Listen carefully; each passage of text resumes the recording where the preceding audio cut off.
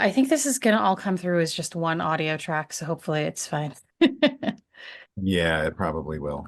It'll make it a little harder to clean up, but well, such is life.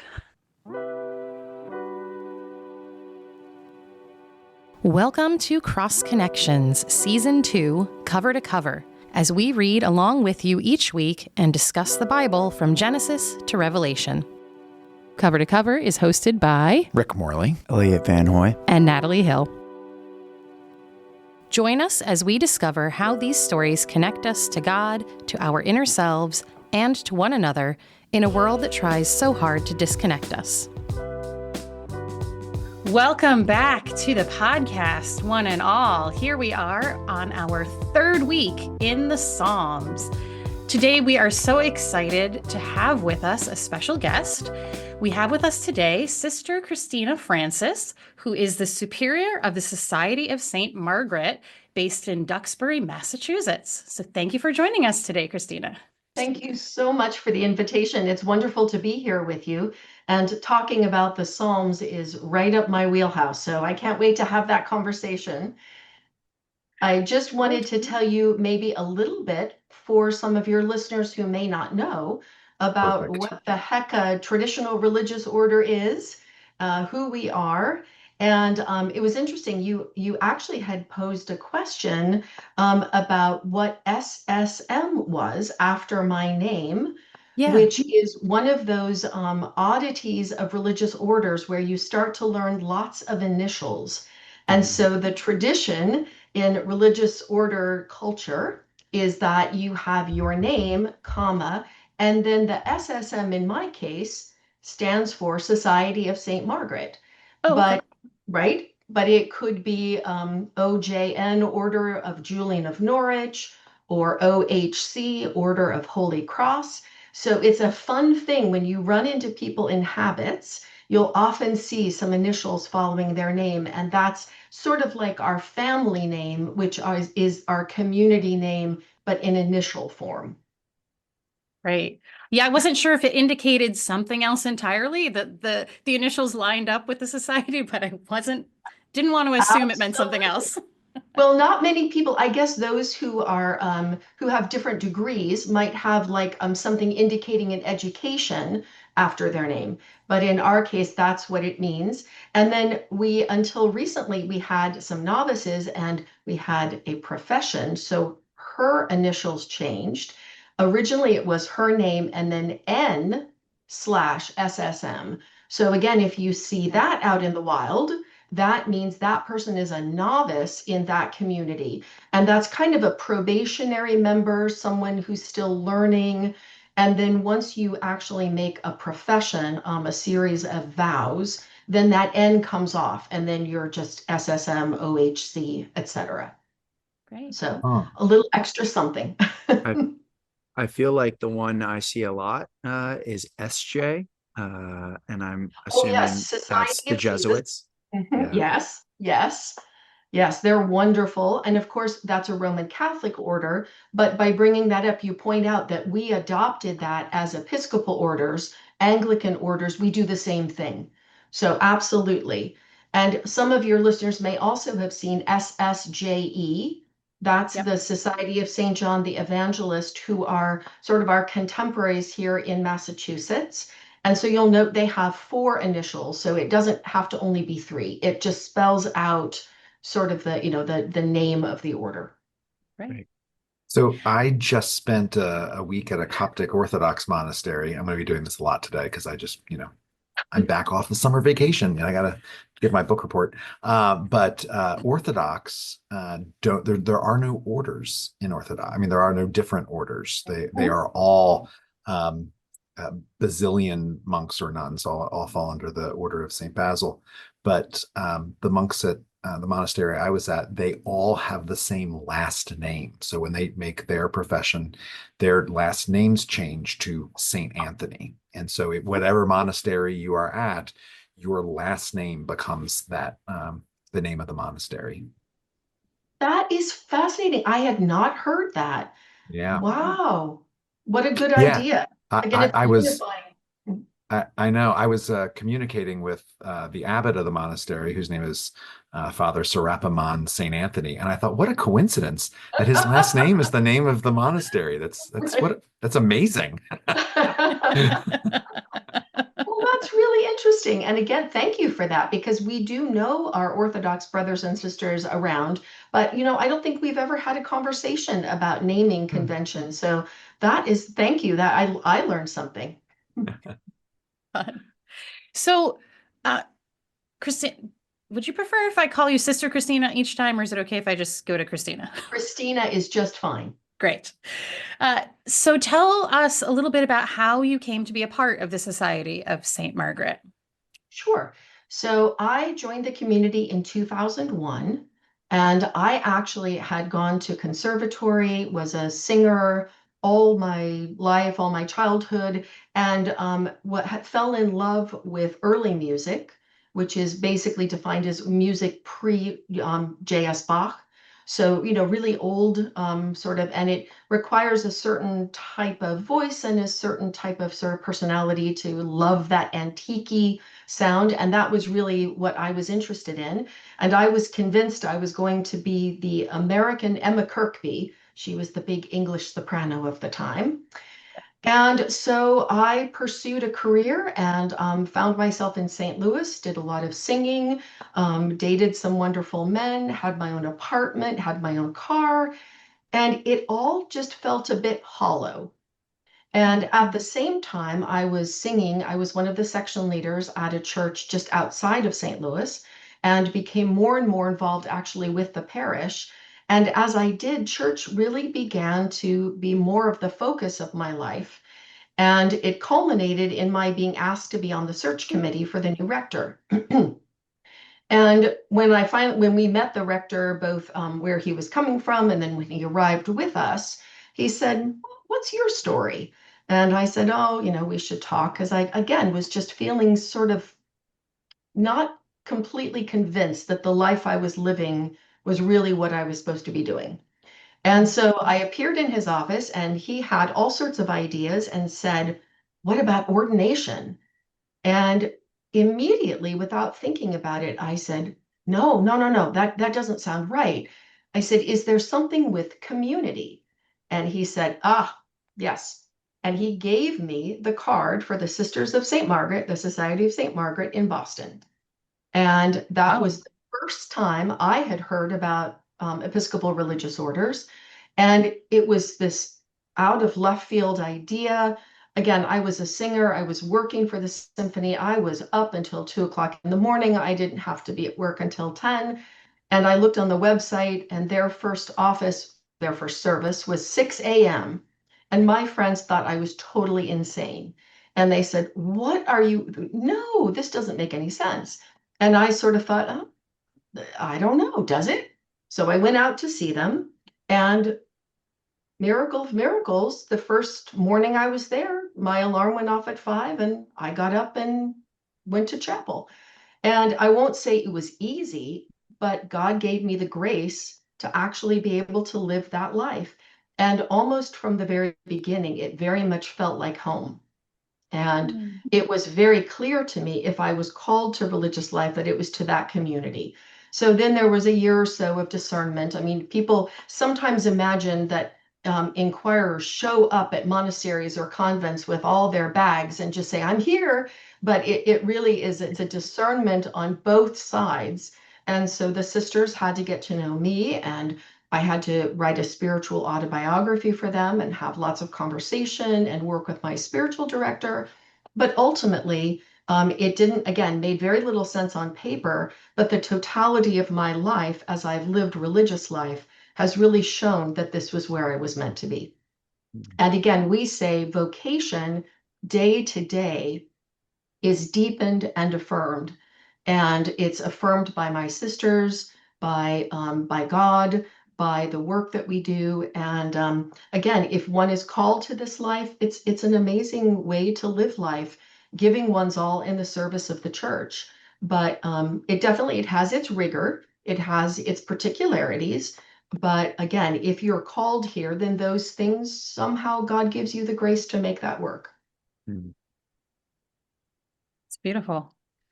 You've been there for quite some time now, and the title under your, besides the comma that means Society of St. Margaret, you're listed as the superior. What, Correct. for our listeners, what does that mean? So superior is the current title we're using. Maybe people would be more familiar, especially from the movies. I could have Right. myself Reverend Mother, but I am not one of our priest sisters, and I'm no one's mother. And so the community decided a while ago that superior encapsulated, or Reverend Mother Superior was actually the full title. And so that just means that my sisters have elected me. We're elected for a 3-year term, to which I can be elected twice more, and they elected me a second time. So I'm in my second term. And so I'm responsible for sort of focusing our energies and directing us in our mission work and our common life together. Many other sisters do lots of things, including doing things with accounting, managing the kitchen, doing hospitality with guests. But sort of I see my role as kind of, again, it's sort of the CEO, I guess, but with a lot of help from all the entire community, and just sort of ever being focused not only on the present, but also trying to keep an eye on the future, and trying to see beyond the day to day, which gets a little, interesting every now and then, because we have a lot of day to day. I think some people have an idea that when you join a religious order, you just pray all day, which we do pray a lot during the day. But you do things like let the Verizon man in to change the cable box, and take sisters to doctor's appointments, and get on Zoom calls, and all the different things that people do in their daily life. But the wonderful thing about life in community is it's all done in community. So we support each other. We're there for each other. When I was out earlier this morning, somebody was doing a job that I had thought I would have time to do, but needed to take a sister somewhere. So basically, again, it's the leadership of the community. But again, the wonderful thing is, unlike our original founding, when it was sort of a life appointment, now we've realized that it makes sense for it to change periodically to allow for new ideas. And also, I can't imagine doing this more than 9 years. I mean, it's a taxing job, and it's Yeah. responsibility. But again, it's done with the support of my sisters, which makes it doable.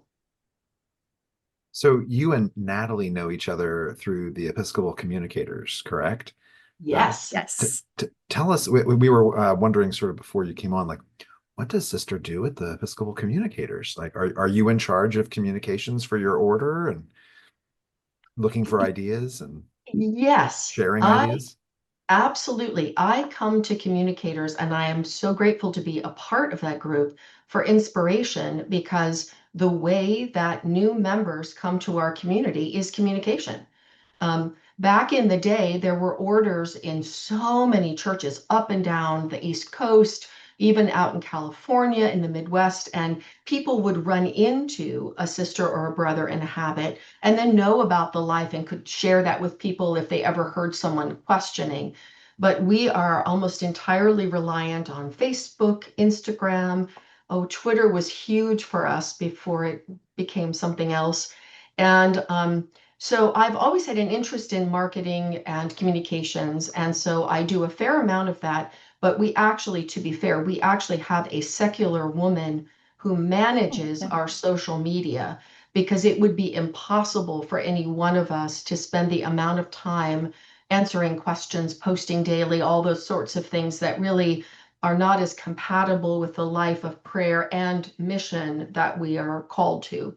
So what happens is I feed her ideas, other sisters feed her ideas, and then when time comes for a publication or a brochure, that's something I work on. But again, with other people giving ideas, but it's important though for us to be engaged ourselves in that communication work, because unlike a church or an organization that's selling sort of a part-time something, interact with us a little bit, we're selling ourselves in effect, not to be sort of crass about it. But so we want to make absolutely certain that the messaging is truly authentic and coming from us.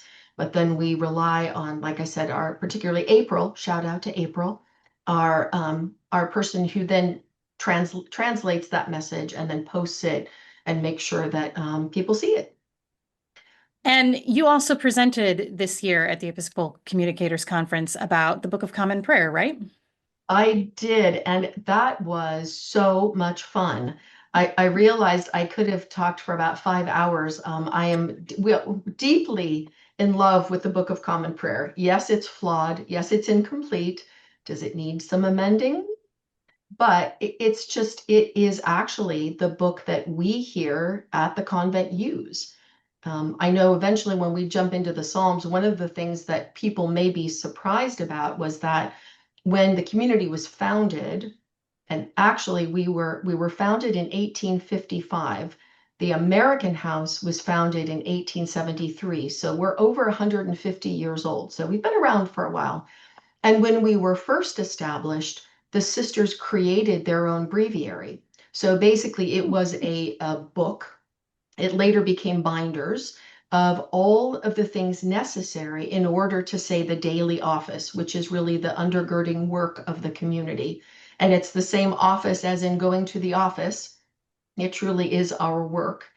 And so again, we had this breviary, which had obviously lots of psalms in it, but in its own particular arrangement based on what the community had planned. When the new prayer book came out in 79, it became clear to the community, because it then contained the daily office, that it was an excellent, really it's mission work to use that book beyond just Sunday morning worship. And so that is the book you will find in our guest desks and in our desks. And so we use the office contained in there. Occasionally we use a few things that are particular to us, but when you come to worship with us, we use the hymnals and the prayer book, and you can replicate the worship we do here without having to have a separate breviary and do a lot of sort of switching back and forth between books.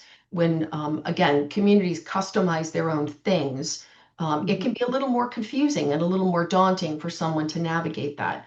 But it was very important to us, again, that when that became available in the prayer book, that it was a real opportunity. And so that was one of the things I talked about in the workshop. And then also, I'll do one shameless plug for the back of the prayer book. Go to the pages 1837 and beyond. The most incredible prayers, colonies, collects, litanies, that a lot of people don't know are back there because they know they're historical documents. But there's just an incredible amount of, especially for social media posting, short collects to sum up all sorts and conditions of people, the country, the world. And so that was, it was a real pleasure to be able to sit down with some folk who were fairly conversant with the book, but I actually was able to give them a few things they hadn't seen or hadn't thought of. Yeah, it's a tremendous resource. I know I use it a lot for exactly those kinds of things. Absolutely. So I did not know the history of the prayer book, that it didn't previously have, that until 1979, it didn't have the daily offices in it. I just kind of assumed that Cranmer would have put all that in there at the outset. He did put in the Psalms, though, at the outset. And Psalms is what we're here to talk about. So I'm glad we brought up the Book of Common Prayer. We kind of make a little turn into that. So the Psalms are in there. And my understanding is that the order gets through the Psalms. Now, Cranmer has it so that you can get through all of the Psalms in 30 days. Is that how your order functions with the Psalms? How does that go for you all? Excellent question. And again, in previous years, when we had the breviary, we were doing the monthly Psalter. Absolutely. I'm not sure. I think there were a few tweaks to his layout, but it was fundamentally, it was a month.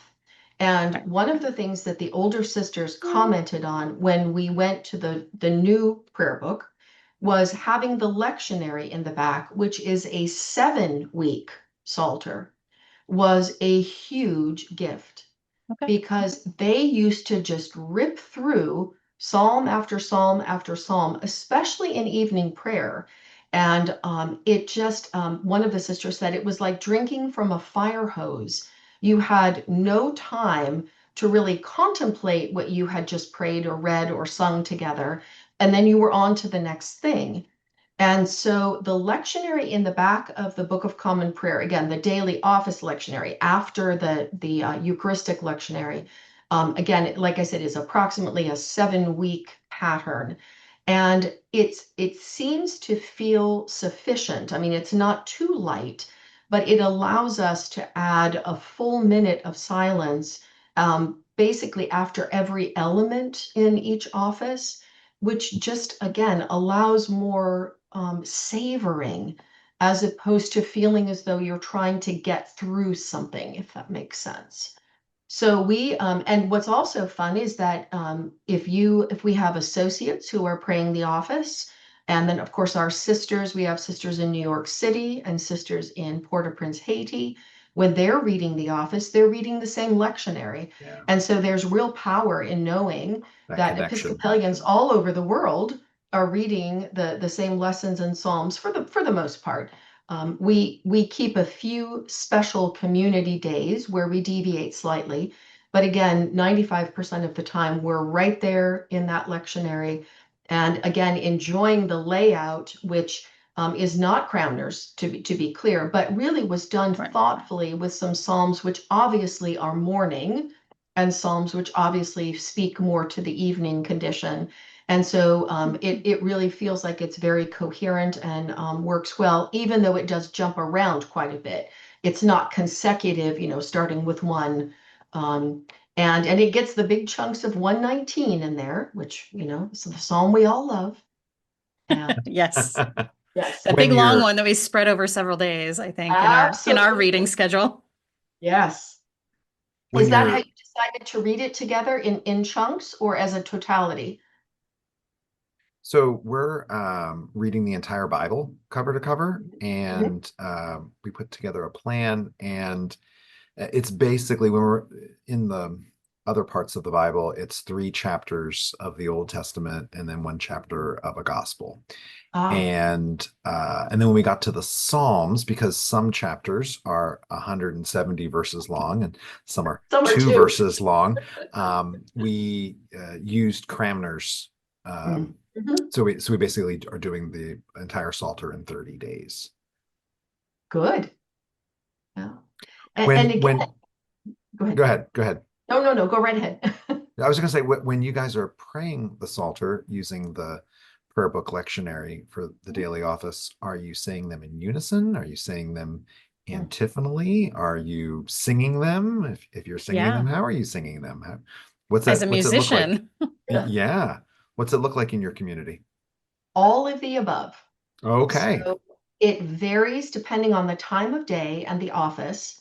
And also currently we are doing a little bit less singing of the Psalms than we have in the past, but we're starting to pick more of the singing up as we go along. During COVID, things just kind of got a little bit jiggered differently, and now we're kind of rejiggering back into where we want to be. But we begin with morning prayer, and at morning prayer, the Psalms are said. Every now and then we have sung them in the past, but most traditionally at 6 o'clock in the morning, we say them. And those are said side to side. The officiant, whomever that is, her side is always the odd side, and then the even side is led by another sister. The thing that people note when they come to stay with us is that we keep the asterisk very, no pun intended, religiously, about 4 weeks worth of time. So it feels quite significant. And then the next verse follows the second half of the psalm quite quickly. So what it does is it interrupts the flow that people are used to a little bit. And if you haven't ever really observed the asterisk, I highly recommend trying it. I will tell you that it is our life's work to be in unison in office, and we literally have rehearsal, we have conversation about it. So this is not, don't feel like if you try this with your vestry and it doesn't work well, that you're deficient. It requires work to really get everyone lined up where it feels comfortable and it flows, but where it has that space. And so that's morning prayer. So again, that's antiphonally side to side, one verse, back and forth. Then when we have the psalm at Mass, currently we actually have the celebrant leading that. And so then that's the celebrant saying the odd verses and then the people, the entirety of the choir responding in the alternating verses. And then at noon office, we just have a small section of the Psalter. And again, that is read the same way at morning prayer.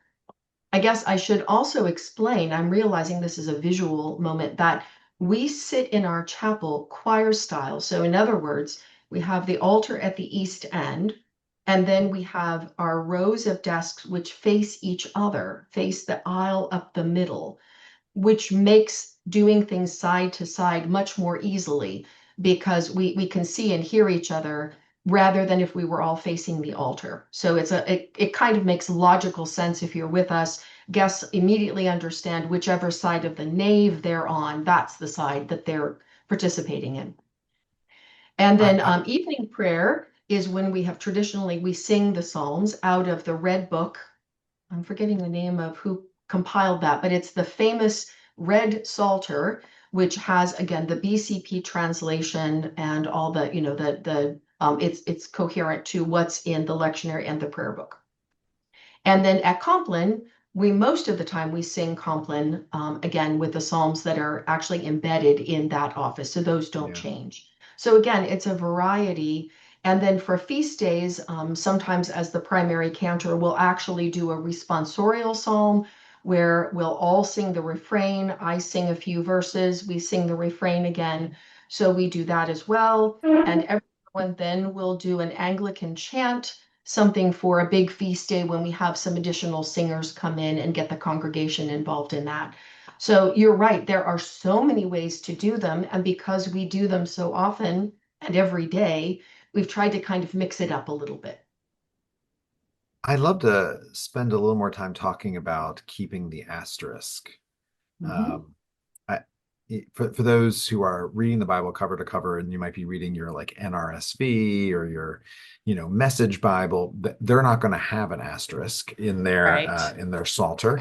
But if you use the Book of Common Prayer, there is an asterisk that basically denotes the middle of each verse, right?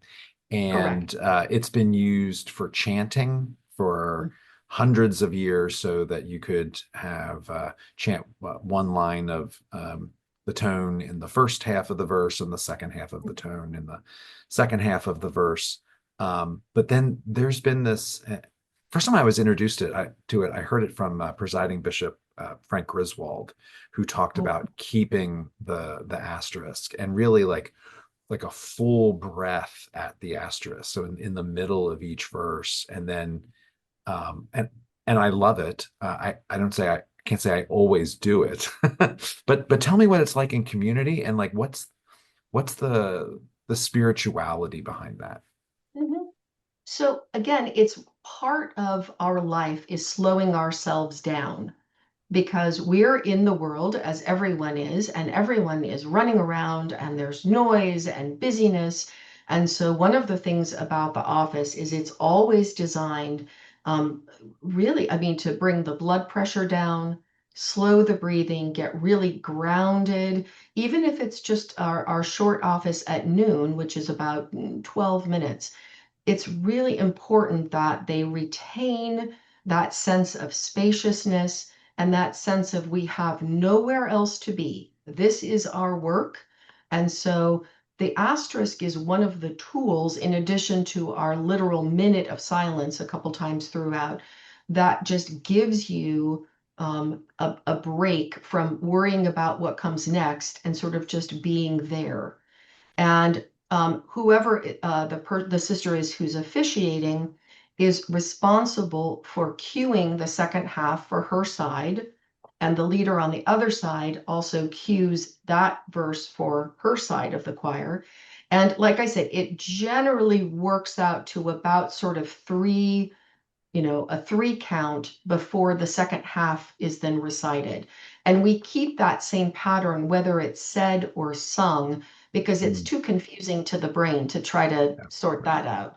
But it really is just, and what's really powerful is a group of women sitting, and with, I should say, with guests, so a group of people sitting, and in the midst of that, having this just brief moment of absolute silent stillness, just to kind of reflect for a second on the first half of the psalm, and then to then continue. And I often say to people when they come to us, they'll note two things. We speak much more slowly than they're used to speaking. And we don't want it to feel strange in an off-putting way, but we're pronouncing all the words. I mean, the work of the office is to be present, to be enjoying those words, whether it's the prayers, the psalms. And then we also sing more quickly, because we like sort of the flow of music, and we do everything a cappella other than big feast days. So again, that sense of slowing down the pattern of speech and the declamation and really taking time with it, then that asterisk makes a little bit more sense in that context, versus if you have sort of a normal parish recitation pattern, that might feel really long because it's just the speech pattern is quick.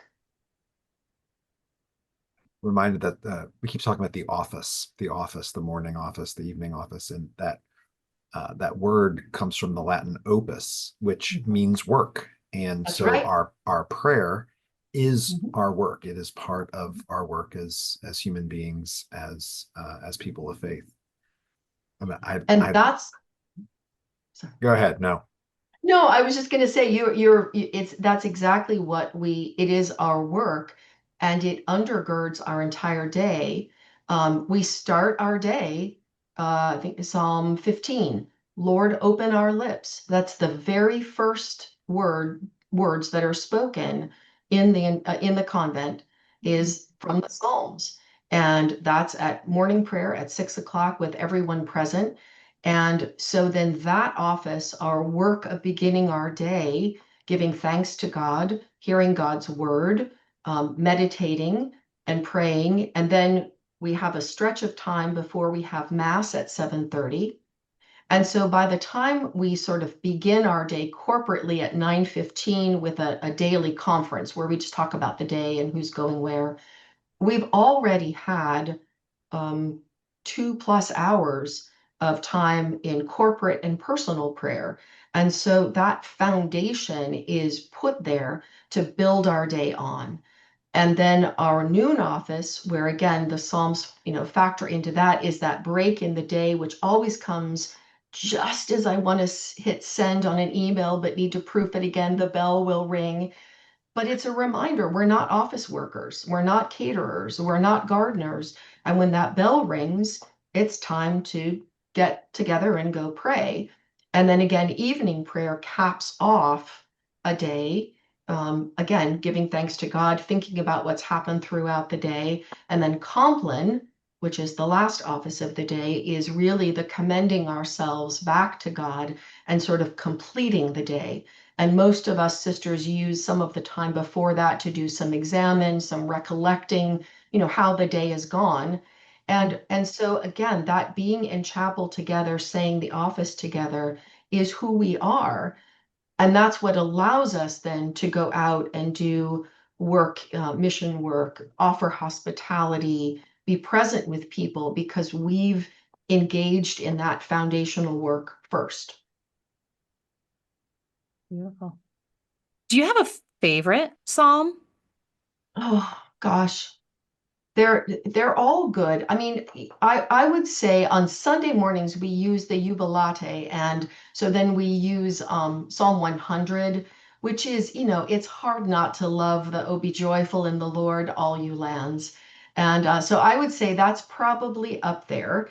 And it also it signifies a special day when we use that, because normally we use Psalm 95, the Venite. So there's something special when Psalm 100 is used at morning prayer. It indicates, again, a particularity. So I think we're sort of geared. We just know that that's a special time. At 84, the idea of God's dwelling place. is also Hmm. something. It's that again is also in the hymnal. There's some wonderful hymns quoting psalms, which kind of reinforce, I think, our connection to them because we hear them in multiple ways, not just being said or sung, but then also being quoted again in hymnal or paraphrased. So that, but even parts of 119, those little 8-verse sections can be so helpful, especially if you're kind of feeling like at noon office, if the day is sort of not well settled. Sometimes those sections can be helpful. Or the 120s, I lift up my eyes to the hills. So again, it's kind of hard to pick a favorite, and it's more just that it's amazing how sometimes they seem to be just the psalm one needs at the time. If I'm completely vexed and I get a laudate psalm, it's like, well, all right, I guess I have to forgive her. God is good. Um, or if I'm just feeling like, oh, it's just everything's busy, busy, busy, and then we get, I don't know, like Psalm 1, trees planted by streams of water, bearing fruit in due season with leaves that do not wither. It's just these images that sort of embed themselves when your relationship with the Psalms is daily. And it's just you find yourself, I think I said to Natalie, sometimes in the midst of crisis or fun, or even just community time, someone will quote something and then we all continue because it's Yeah. embedded in your mind. And if someone pointed at you and said, recite Psalm 45, we probably couldn't do it. But if someone starts it, everyone knows and jumps in. In our first episode on the Psalms, Natalie coined the phrase that the Psalter is the book of intrusive thoughts. And Ooh. Well, not all that, of them, but some well, of them. yeah, but like they're so emotional. And Mhm. some are hymns of great praise, and some are laments, and some are questions, and some are um, very angry psalms. So when you pray, when you in your community pray the Psalms and you're not in that particular emotional space at the time. So it's an angry psalm, it's Psalm 109 or 3 or something, but you're not feeling angry.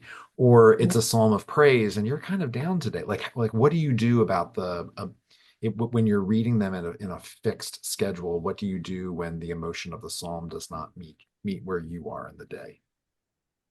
I think the first thing you do is just acknowledge that for whatever reason, I mean, thankfully, I don't, the angry Psalms don't tend to resonate. Every now and then, there's a piece Mhm. that I think, oh, okay.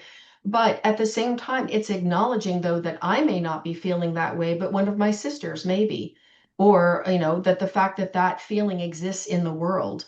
And so I say, especially the imprecatories, which we've sort of arranged ourselves in a way that when we say the psalm, we do skip the most difficult verses. When we sing them in the pattern, we sing all of it because it's too difficult to try to, and we feel like we really should not just protect ourselves from them so much that we never want to hear them, but we should understand that again, it is the human condition speaking, which I may not have, thanks be to God, felt like dashing a child upon a rock, but understanding that there have been people who have been that angry, that upset, and to basically it's dealing with our humanity.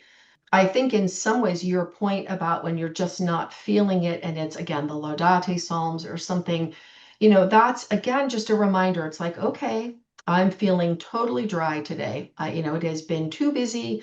I can't seem to get my head fixed on God. And sometimes it's just in the saying of the psalm, it's really helpful. But again, it's also knowing that that same feeling about, oh my gosh, thank you, God. How can we ever thank you enough? Exists.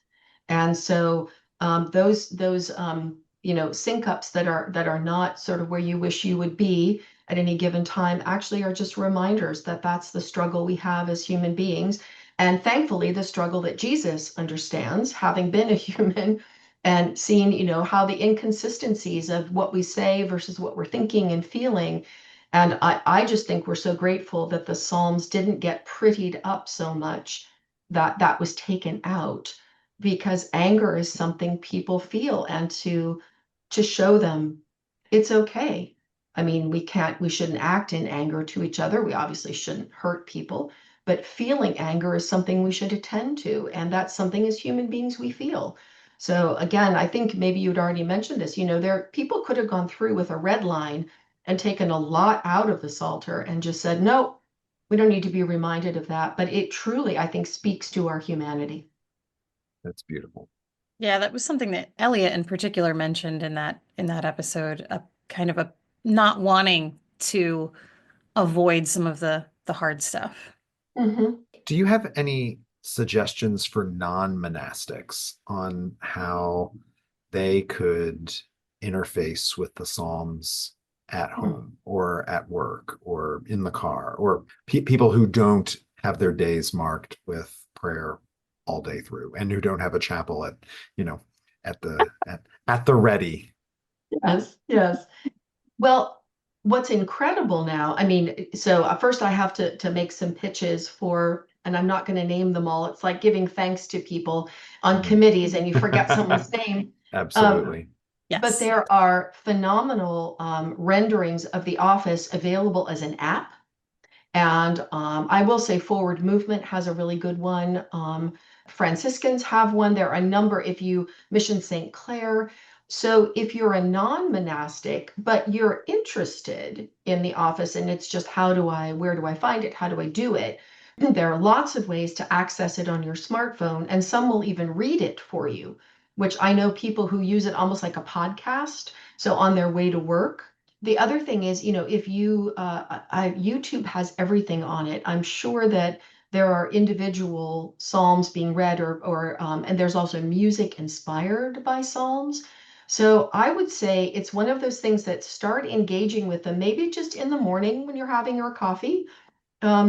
I guess it presumes you have a Bible or a BCP, and if you don't, maybe use your phone and just start kind of looking through them, and maybe look at the first 10 and see if any one of them resonates.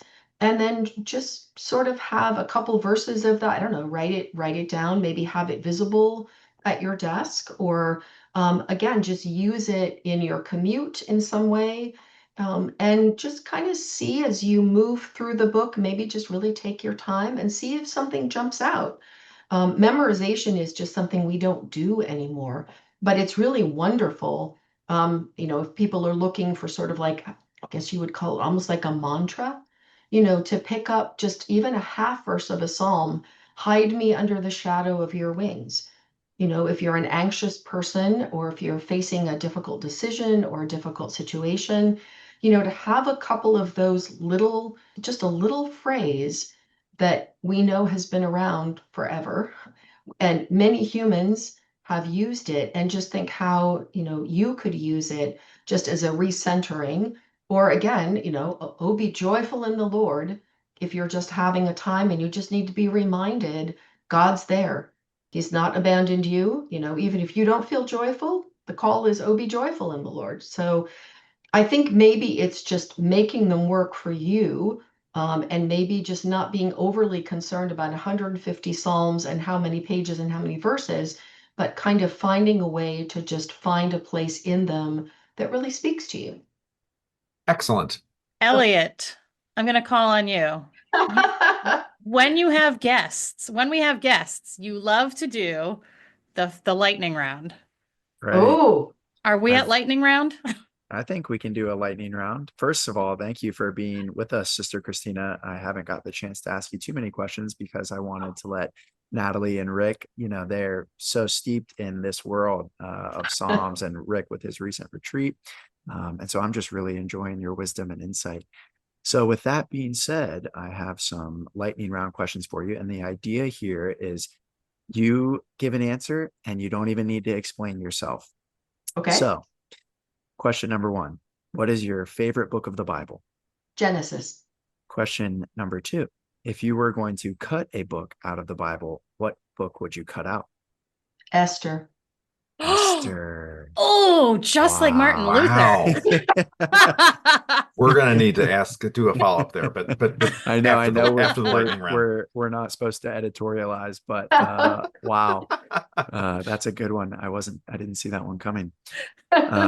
So question 3 would be, do you have just a favorite fiction book or nonfiction book that has meant a lot to you? Yes, I'm blanking on the author, but it's called Cat in the Belfry. And it's all about Siamese cats, which is a deep love of mine. And I may remember her name later, but English author. Wow, that's amazing. I'll have to go look that up. Yeah. So here's me a silly one. Mhm. Do nuns have TVs? Yes, not in our rooms, but Okay. we have a fairly large one in what we call the great room, which is like our living room, where we can actually gather and watch things like we've watched a number of the things Bishop Buddy has done online, so we can all gather in there. And then we have a smaller TV in our common room that people can watch the news, etc. But our rooms are very simple, and so we don't have personal TVs. So if we watch TV, Yeah. we're watching it with each other. Got it. Do nuns in the Society of St. Margaret take vows of poverty? Yes, we do. We take Wow. the three vows of poverty, chastity, and obedience. Okay. And we would interpret the vow of poverty in today's world really to mean more simplicity, really being good stewards of all the things that we have, and also very much about the way in which we express hospitality. So our buildings reflect our desire to have people come in and be with us, as opposed to some sort of just edifice that we built just for ourselves, but they're designed to be shared. That's amazing. That is so cool to learn about. What was I just had one Oh, in my sorry. mind and I lost it. Well, I have another one. Do you have a favorite sports team? It was the Patriots.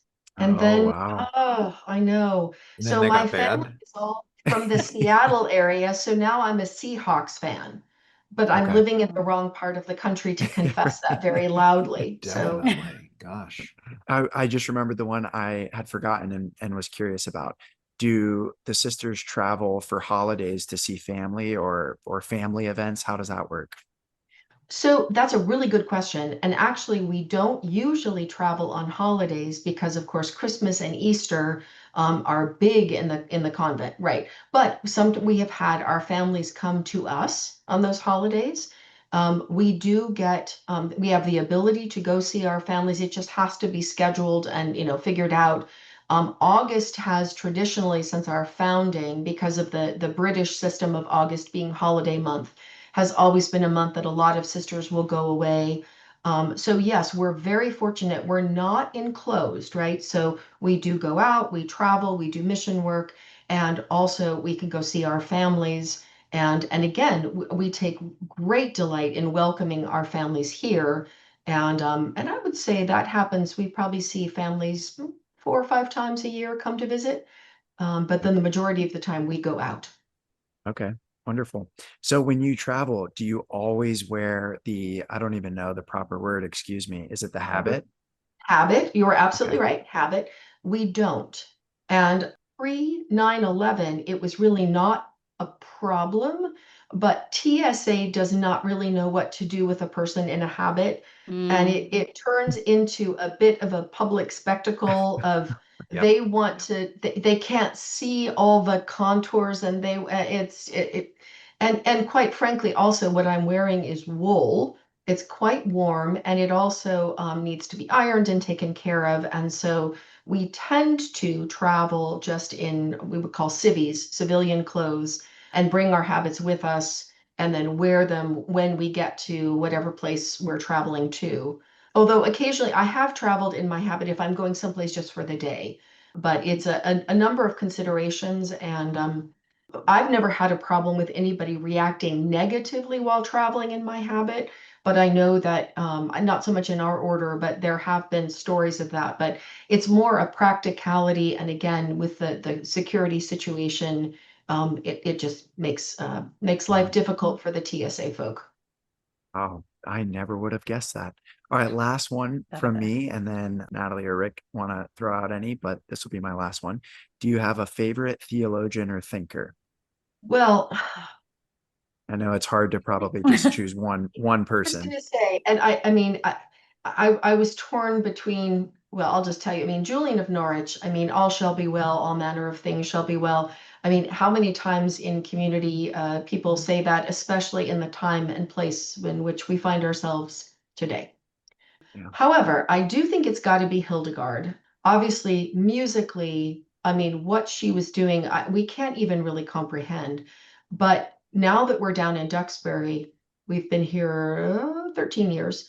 We've been a little more engaged in the outdoors as far as thinking about planting and herbs and things, and the great wisdom that she was able to preserve and collect, and that her community, the things that they were doing with herbs that only now I think really science and medicine are realizing there was an incredible amount of knowledge and skill in what they were doing as they were ministering to people who were ill. So I think it's Hildegard. That's amazing. Thank you for entertaining my quick Oh, no, questions. That's great. happy to. To just dig in, so we're basically been doing like a book of the Bible per episode ish. Sometimes a little longer. Yeah. Sometimes a little longer, depending on the book. But we just recently recorded an episode on Esther. And I would just because we've recently done it, people listening to this podcast have probably recently read it. Why is it your least favorite book of the Bible? Well, and again, it's, I mean, there's Yeah. some historic objection to it. And I think it's an interesting book. And again, don't hear me saying Esther didn't do good things and wasn't valiant and courageous.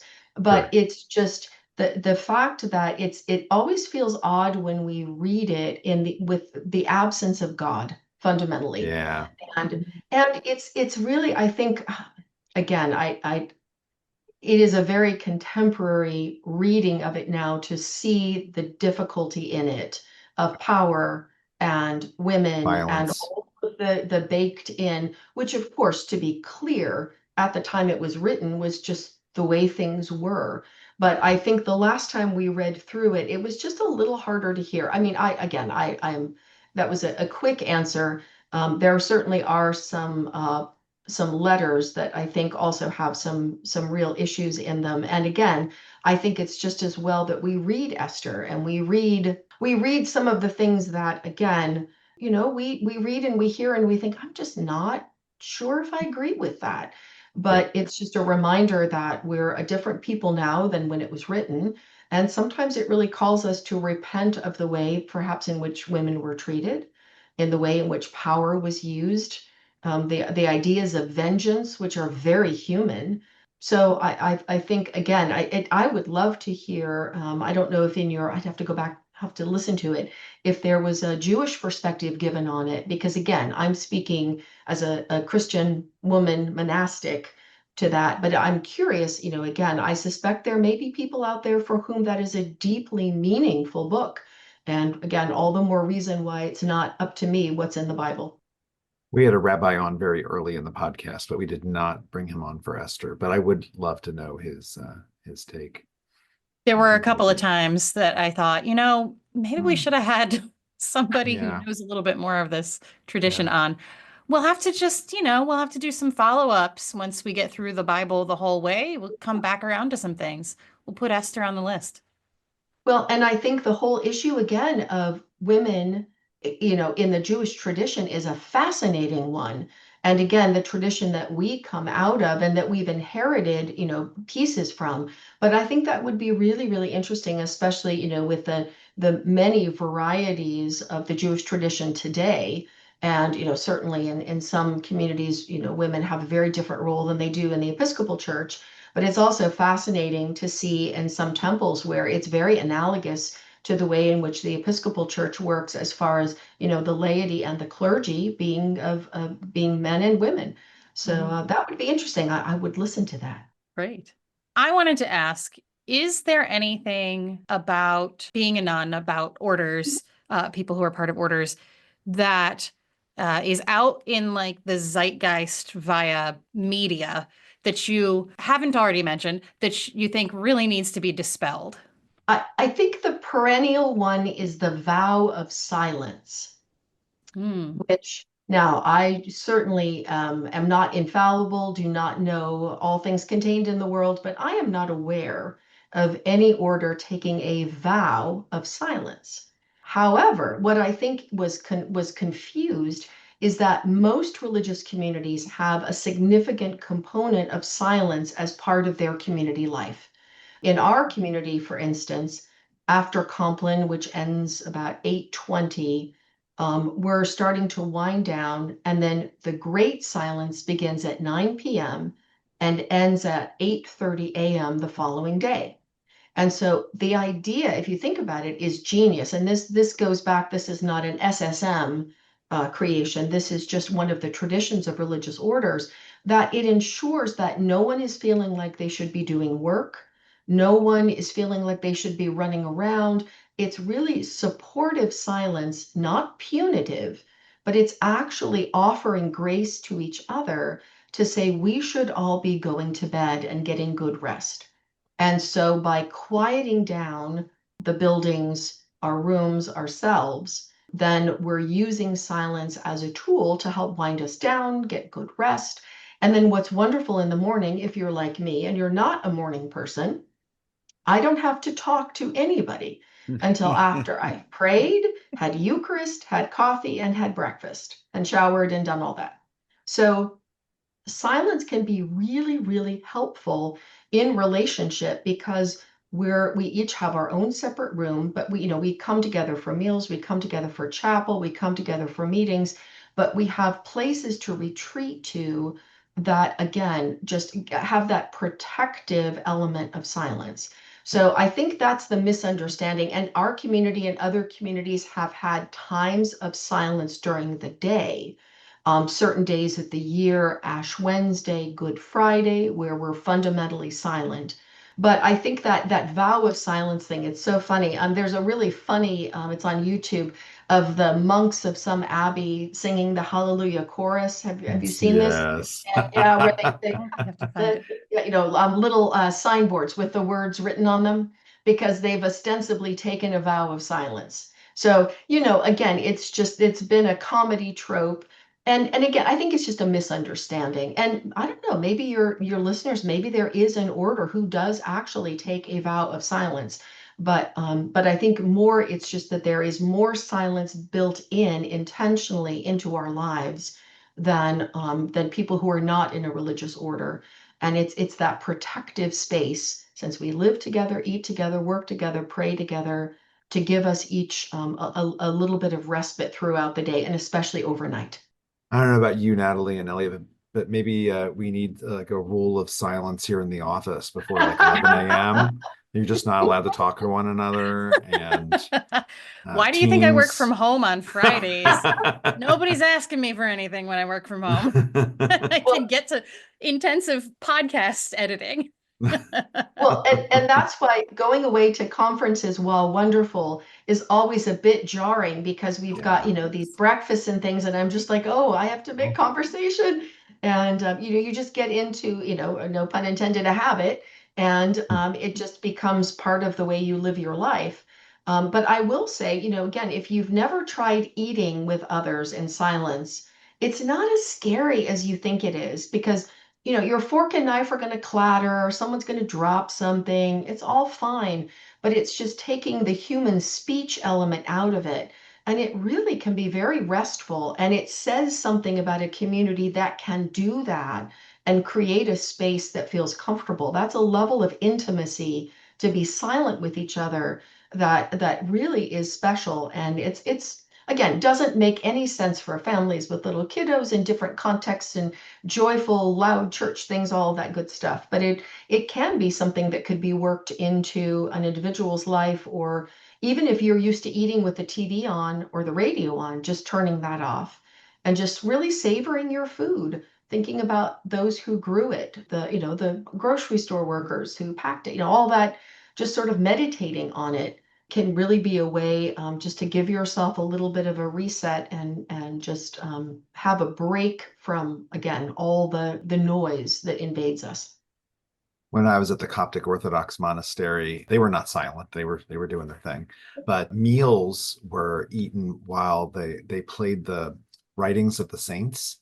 And every time the meal would start, one monk would go over and hit the tape player, and it would start playing.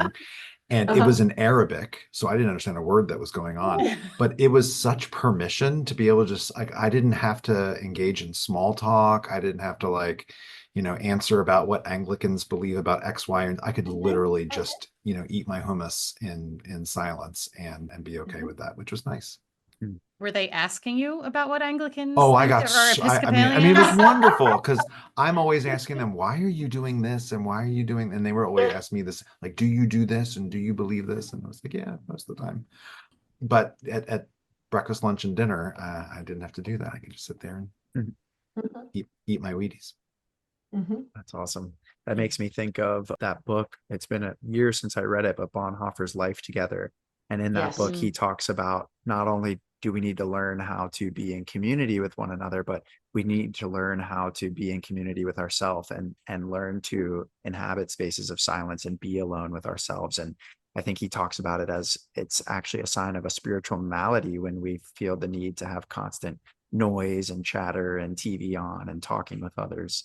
I know we're coming up on an hour here, Sister Kristina, but I did want to ask you if you have a minute, about this kind of concept of a rule of life. I'm not sure about elsewhere, but I can say in the Diocese of Pennsylvania, they've made this really important.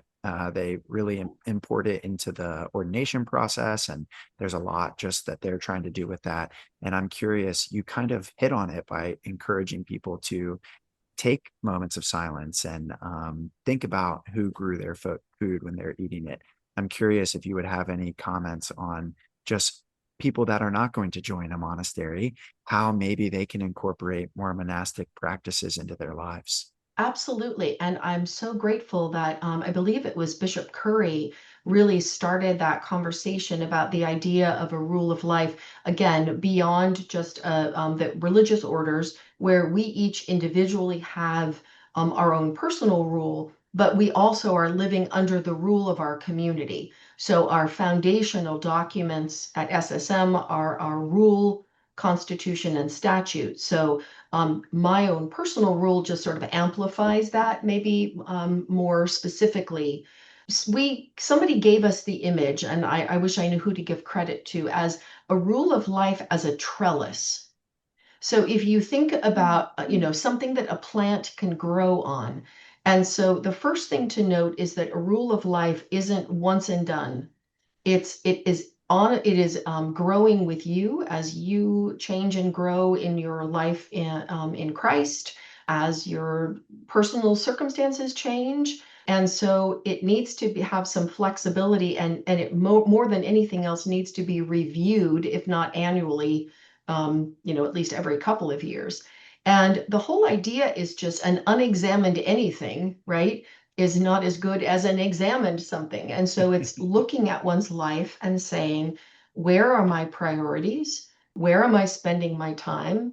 It can be very painful sort of looking at, well, for instance, I have wanted to become fluent in Spanish for years. Well, I have to look at my sort of how I spend my time and say, well, what is it that is sort of the obstacle to that, which may be that I'm spending more time doing something on social media that I shouldn't be doing.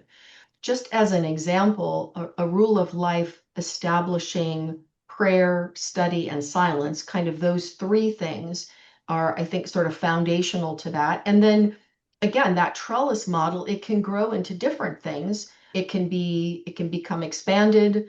But the one thing we always counsel people about rule of life, and it's sort of like so many things in our lives, you want to focus it from a positive. You're adding, not subtracting. I will not eat candy is not a good thing in your rule of life, because you really want to encourage yourself. I will have an apple after every meal is a better part of it. I mean, it's not quite rule of life, but you get where I'm going. Basically, just ask yourself to do something because it's going to deepen your relationship with Christ. It's going to improve your prayer life, whatever. And again, coming at it from the positive rather than I'm not going to ever play video games is just not going to be helpful. And I always say to people, start small and do something well. Three things. I'm going to pray 10 minutes a day, read the Bible half an hour a day, and say prayers at night. You're going to be much more successful if you start with a foundation. Again, the trellis, you get it going at the bottom. And then as that's successful, then build on that.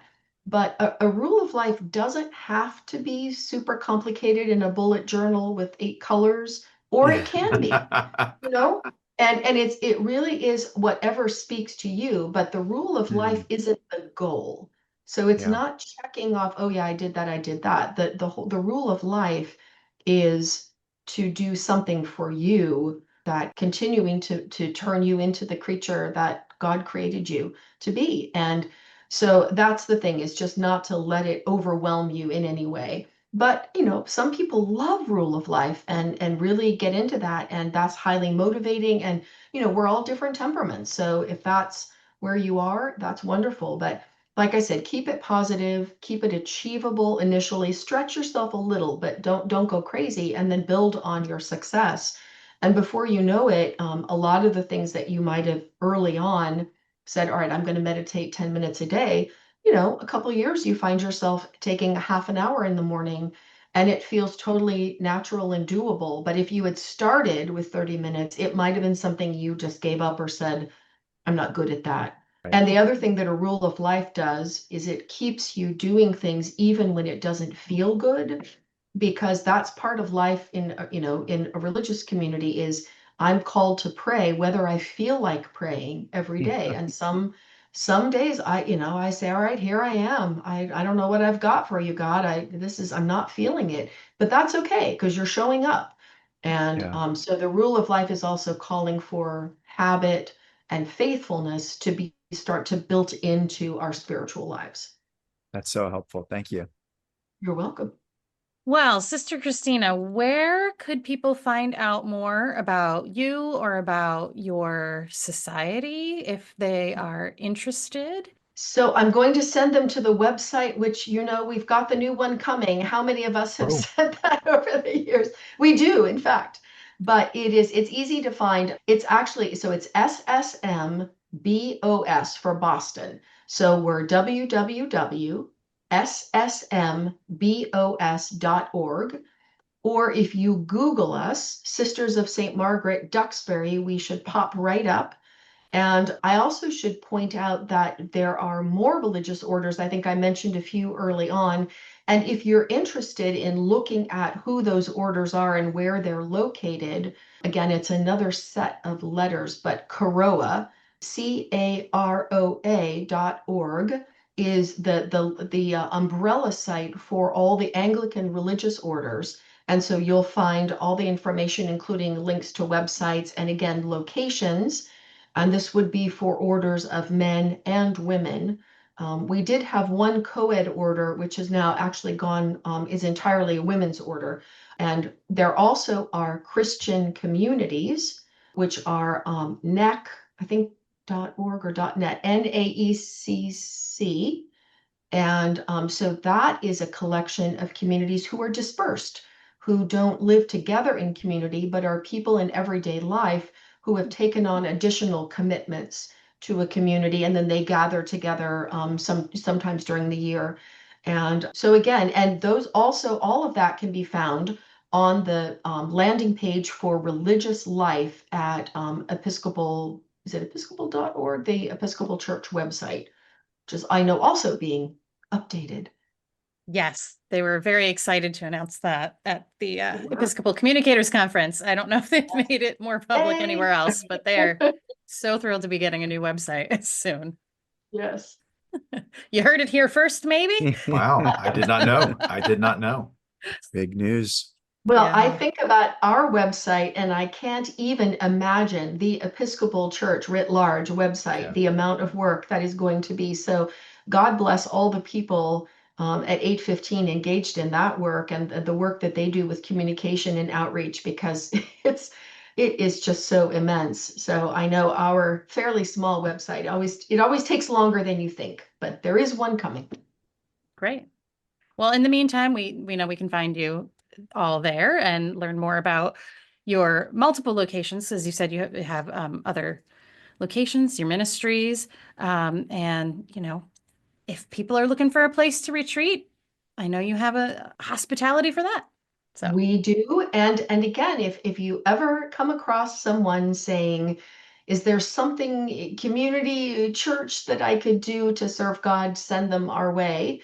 And one of the things we do, we receive inquiries from women, and we are wonderful friends with the other women's religious orders, and we are very good at starting a process with people. And if we see that it really seems like maybe she belongs in another order, we're very good at sharing with each other. So, again, if anyone's ever wondering about how does one become a sister, a nun in the Episcopal Church, you could start with us and we'll make sure and get them information. thank you again so much for joining us today. Thank It you, was It was sister. so much lovely to fun. hear from you. It Wonderful. was so nice to meet you all virtually. And I look forward to seeing you again, hopefully next year in San Diego, Yes. Yes, if not before. if not before.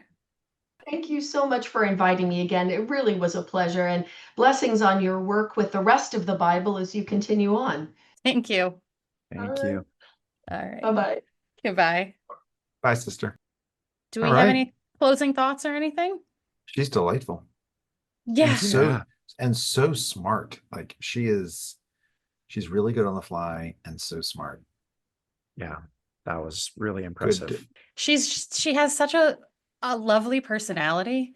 Yeah. No, that was a perfect guess, I think, for the Psalms, having these multiple weeks. I think that really creates something interesting for people to listen to. Yeah. And a fabulous sidebar, a whole thing about religious life, like Yeah. religious orders. Totally. Who knows? Maybe a year from now, we'll hear that one of our listeners is in the discernment Seriously. process. Right. Never know. And there are one of the things I didn't ask about was they have like associates, I think, who are people Yes. who never actually fully commit to the whole, make a partial commitment, like in your daily life kind of thing. It's really funny to have her mention Esther so close to when we did Esther. I know. And she had a really good response. Yeah. Yeah. I'm impressed with her. She's a keeper. We'll have You her gotta get back to St. sometime. David's. Yeah. Or we could go visit her Yeah. next time Let's we go. need a retreat. We'll take, next year, staff retreat to to Massachusetts. To Duxbury. Along the Cape. It's like near the Cape. Oh, to Duxbury. I'm in. Tell me when. A little south of Boston, a little north of Plymouth. I'm ready to go.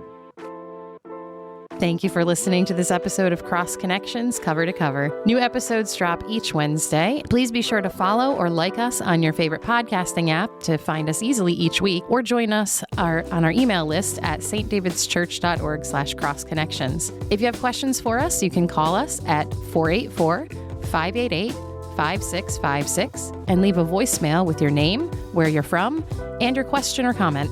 Please note, we may use your recorded voice in an upcoming episode of Cross Connections. If you like what you hear, we'd love if you would share this with your friends and rate us in Spotify and Apple Podcasts or whatever other app you're using so people can find us as well.